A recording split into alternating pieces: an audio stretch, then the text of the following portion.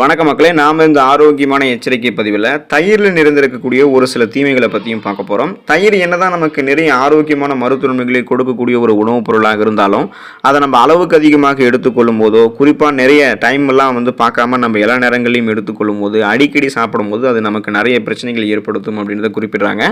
அதனால் தயிரை நம்ம எந்தெந்த உணவுப் பொருட்களோட சேர்த்து சாப்பிட்றது நல்லது, எந்தெந்த உணவுப் பொருட்களோட சேர்த்து சாப்பிடக்கூடாது, எப்போல்லாம் நம்ம தயிர் எடுத்துக்கலாம், எத்தனை நாட்களுக்கு ஒரு தடவை தயிர் எடுத்துக்கலாம் அப்படின்ற அளவுகளை முறையாக தெரிஞ்சுக்கும். அதை பற்றி பார்க்குறதுக்கு முன்னாடி இந்த வீடியோவுக்கு மட்டும் ஒரு லைக் கொடுத்துட்டு இந்த தகவலை உங்களுக்கு தெரிஞ்சவங்களுக்கும் ஷேர் பண்ணிவிடுங்க. ஏன்னா இது அவங்களுக்கும் பயனுள்ளதாக இருக்கக்கூடிய ஒரு ஆரோக்கியமான பதிவு தான்.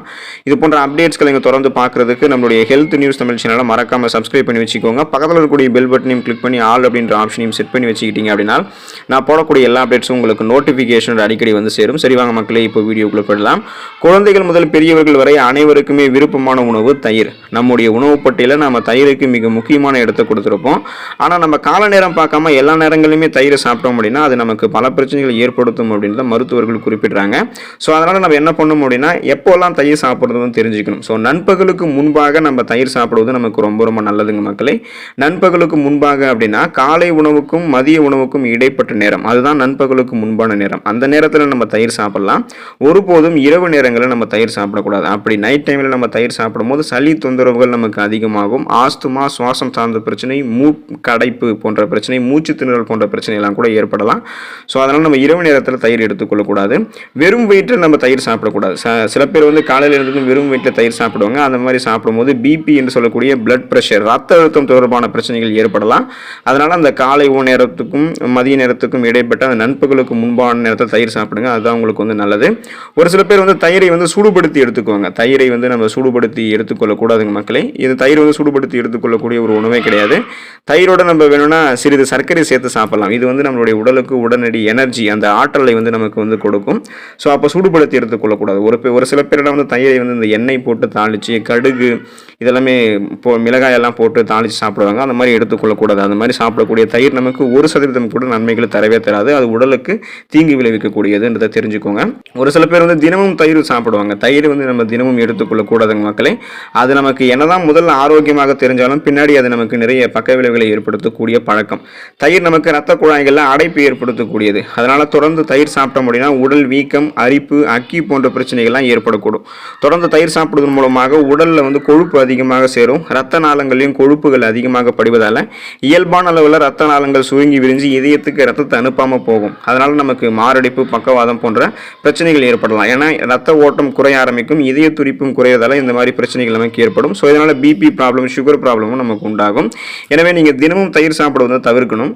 வாரத்தில் 2 அல்லது 3 நாட்கள் நீங்கள் தயிர் சாப்பிடலாம். அதுவும் நீங்கள் அந்த நண்பகலுக்கு முன்பான நேரத்தில் மட்டும்தான் நீங்கள் தயிர் சாப்பிடணும். அதாவது அந்த காலை உணவுக்கும் மதிய உணவுக்கும் இடைப்பட்ட நேரமான அந்த ஒரு வேளை மட்டுமே நீங்கள் தயிர் சாப்பிடணும். வாரத்தில் 2 அல்லது 3 நாட்கள் மட்டுமே தயிர் எடுத்துக்கொள்ள வேண்டியது நல்லது. ஸோ எந்தெந்த உணவுப் பொருட்களோட தயிரை நம்ம சேர்த்து எடுத்துக்கொள்ளக்கூடாது அப்படின்றதையும் தெரிஞ்சுக்குவோம். வெங்காயத்தையும் தயிரையும் நம்ம ஒன்றா சேர்த்து எடுத்துக்கொள்ளக்கூடாதுங்க மக்களே. உங்களுக்கு தயிர் வெங்காயம், அந்த தயிர் பச்சடி, வெங்காய பச்சடிலாம் பிடிக்கும், அந்த ரைதான்னு சொல்லக்கூடிய அந்த உணவுப் பொருள் பிடிக்கும் அப்படின்னா நீங்கள் உங்களுடைய உணவு பழக்கத்தை முதல்ல மாற்றிக்கொள்வது மிகவும் நல்லது. ஏன்னா தயிர் அப்படின்றது இயற்கையிலேயே நமது உடலுக்கு குளிர்ச்சி தன்மையை அளிக்கக்கூடியது. ஆனால் வெங்காயம் அப்படி கிடையாது. அது நமது உடலுக்கு வெப்பத்தை அளிக்கக்கூடியது. தயிர், வெங்காயம் போன்ற இந்த மாதிரி கலவைகள் ஒன்றா சேர்த்து சாப்பிடும் பட்சத்தில் அது நமக்கு தோல் அலர்ஜி, ஸ்கின் அலர்ஜி நமக்கு ஏற்படுத்தும். உடல் அரிப்பு நமக்கு ஏற்படும். எக்ஸிமா, சொரியாசிஸ் போன்ற நிறைய தோல் சார்ந்த குறைபாடுகள்லாம் அது நம்மளுடைய உடலில் ஏற்படுத்துன்றதை மறந்துடாதீங்க. அதனால் வெங்காயத்தையும் தயிரையும் ஒன்றா சேர்த்து எடுத்துக்கொள்ளக்கூடாது. மாம்பழத்தையும் தயிரையும் நம்ம ஒன்றா சேர்த்து சாப்பிடக்கூடாதுங்க மக்களே. இப்போ நம்ம சின்னதாக பீஸ் மாதிரி அரிஞ்சு மாம்பழத்தை போட்டு அது கூட தயிர் சேர்த்து சாப்பிடும்போது அது டேஸ்டாக இருக்கும் அப்படின்றதுக்காக நம்ம அதை சாப்பிட்ருவோம். அந்த மாதிரி சாப்பிடக்கூடாது. வெங்காயத்தை போலவே மாம்பழமும் நமது உடலில் வெப்பத்தை அதிகரிக்கக்கூடியது தான்.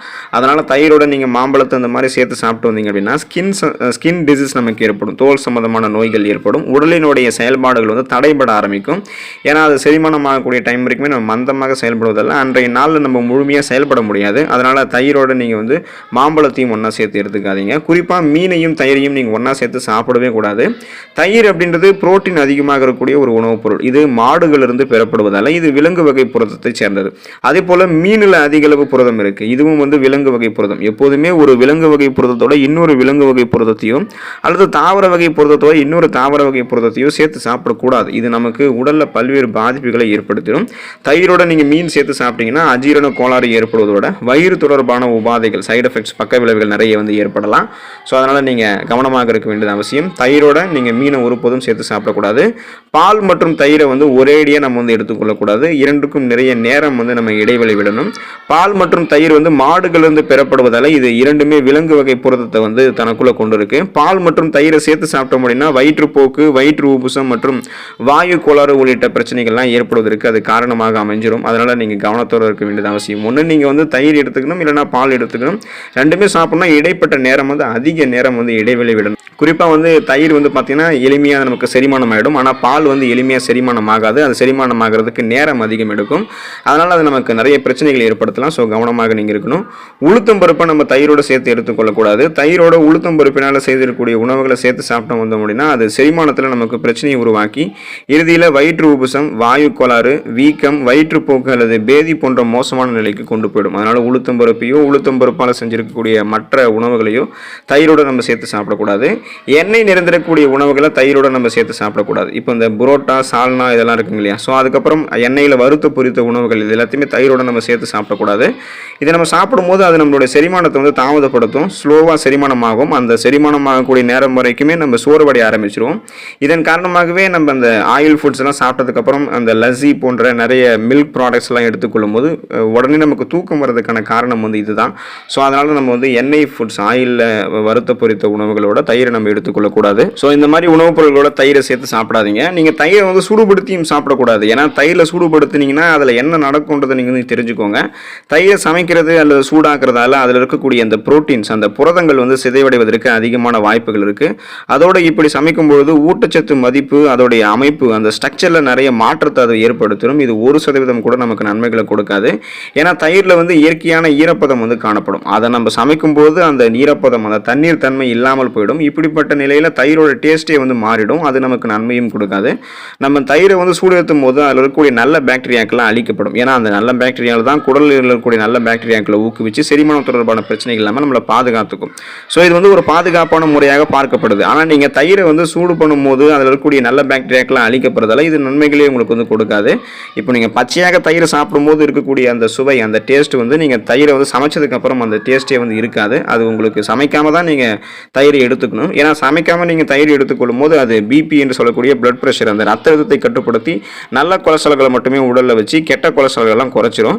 இதனால் இதய ஆரோக்கியத்தை மேம்படுத்துகிறதுக்கு தயிர் ஹெல்ப்ஃபுல்லாக இருக்கும். சமநிலையான பிஹெச் அளவு நம்மளுடைய உடம்புல வந்து மெயின்டைன் பண்ணப்படும். இதனால் உடல் வந்து ஆரோக்கியமாக நமக்கு இருக்கும். ஸோ இந்த தயிர் வந்து நமக்கு எடுத்துக்கிட்டோம் அப்படின்னா நமக்கு அந்த வெயிட் லாஸ் எல்லாம் நமக்கு வந்து கண்ட்ரோல், அந்த வெயிட்லாம் நம்ம கரெக்டாக லாஸ் பண்ணிக்கலாம்.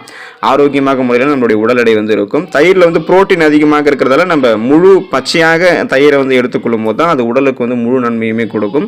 இல்லை நம்ம வந்து அதை சூடுபடுத்தியாக சாப்பிட்றோம் அப்படின்னா அது நமக்கு அந்த முழு புரதத்தையும் கொடுக்காததால நமக்கு நன்மைகளே தராது. ஸோ அதனால் நீங்கள் தயிரை எப்போதுமே வந்து காலை உணவுக்கும் மதிய உணவுக்கும் இடைப்பட்ட நேரமான நண்பகலுக்கு முன்பான நேரத்தில் எடுத்துக்கோங்க. குறிப்பிட்ட சில உணவுகளோட நீங்கள் தயிரை ஒன்றா சேர்த்து சாப்பிடாதீங்க. இரவு நேரங்களையும் காலையில் வெறும் வயிற்றையும் தயிரை சாப்பிடாதீங்க. நிறைய நன்மைகளை மட்டுமே பெறுவதற்கு தயிரை வந்து ஒரு சில நேரங்களில் மட்டுமே ஆரோக்கியமான முறையில் எடுத்துக்கொண்டு நன்மைகளை மட்டுமே பெறுங்க. அடுத்த பதிவில் மறக்காமல் சந்திப்போம். நன்றி மக்களே.